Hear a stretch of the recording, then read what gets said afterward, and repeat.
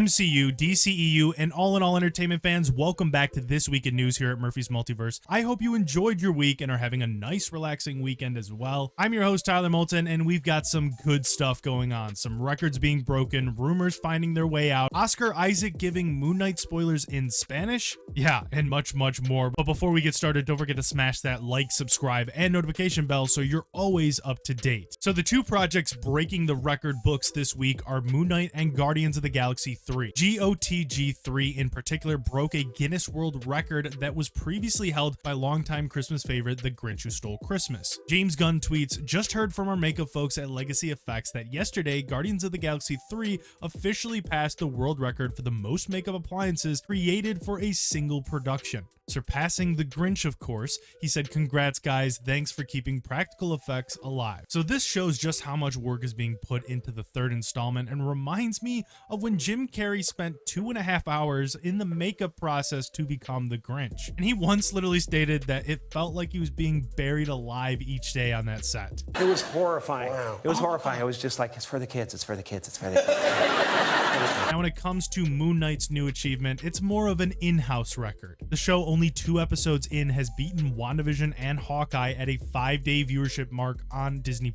Currently, the reigning champ of this record for the MCU on D+ is Loki with 2.5 million views. And it's really crazy. The only way that we can really find out these numbers is from external analytic firms, because Disney does not openly release this information. But let's move on to these interesting rumors that are going around. And this first one is kind of a rumor, but you can even argue that it looks to be seemingly confirmed. As Marvel Studios continues to work on the Hawkeye spin-off Echo, we got this photo here being shared online everywhere of costume designer Stacey Caballero's resume. You can see previous work along with Echo, and check this out. Vincent D'Onofrio and Charlie Cox's names are both displayed under the actors that she worked with on set. So be on the lookout for Daredevil and Kingpin to appear. This next one, we do have to take it with a grain of salt, but as always, the internet is #1 and it found a way to connect the dots. It has been quietly known for a while now that there is a secret Star Wars project currently in development. An Instagram account with semi-reliability, to be fair, states that it received a tip about Jude Law joining a Star Wars project. Now, what that project exactly is, we don't officially know, but like I said earlier, the internet is #1 at connecting the dots. The most likely option would be Grammar Rodeo. That is the unannounced series that has already entered pre-production and takes place during the High Republic. A while back, the Illuminerdi reported that Rodeo was looking for a male actor in their 30s or 40s to star alongside the youthful protagonists. So Jude Law could very well be their guy. In Moon Knight, Oscar Isaac has 2 personalities, Stephen Grant and Mark Spector. In last week's video, we speculated that a third personality may show up as well, and in particular Jake Lockley if you take a look at the comics. In a recent interview, Isaac might have just spoiled this fact while speaking in Spanish. Check it out.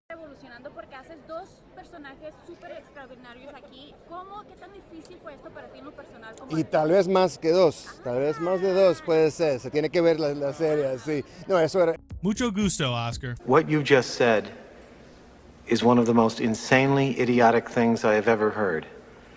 At no point in your rambling, incoherent response were you even close to anything that could be considered a rational thought. Everyone in this room is now dumber for having listened to it. She-Hulk is now rumored to be eyeing an August release date, and that's not all. This comes from the site Chipu that also explains that we can expect episodes to focus on damage control and even Wong trying to sue another wizard. Yeah, crazy stuff, and that is as far as they get into it, but if true, that's one wild series. I hope everyone got a chance this week to see the new Doctor Strange 2 promo that brought to light that tickets are now available for pre-order. And let me tell you, they are selling quickly. One of the most interesting things that can be spotted in this promo is the appearance of Wanda's kids, which if we remember, we last saw them in WandaVision. And this has been rumored for a while now that they will serve an important role in this film, and it's kind of shocking that they confirmed it in this promo, especially in one that shows this.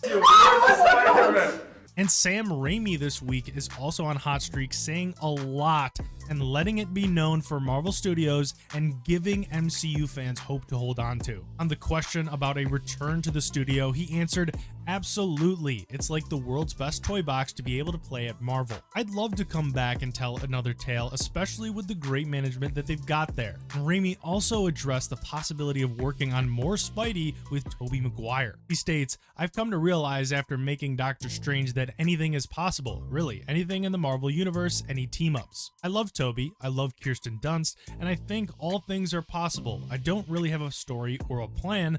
I don't know if Marvel would be interested in that right now, but I don't know what their thoughts are about that. I haven't really pursued that, but it sounds beautiful. Even if it wasn't a Spider-Man movie, I'd love to work with Tobey again in a different role." And if I had to bet money on this, Raimi is probably coming back. The gaming world also came with some interesting updates this week as well. The era of Unreal Engine 4 is officially over. The new Unreal Engine 5 is now available to all video game developers across PC, console, and even mobile. And speaking of mobile games, Rainbow Six Siege will be coming out with their own, and if you have been keeping up on this story, you'll know that this was a terribly kept secret for a long time. Fans knew about it and have been a little frustrated that Ubisoft has taken so long to make an official announcement. Crystal Dynamics is also in the news, and they have confirmed that they will be working on their new Tomb Raider game and utilizing that new Unreal Engine 5. Also, if you're a fan of the Max Payne games, you're in luck. Remedy announced this week that they will be remaking the original 2 Max Payne games. So basically, it's a good time to be an MCU fan, and it's a good time to be a gamer.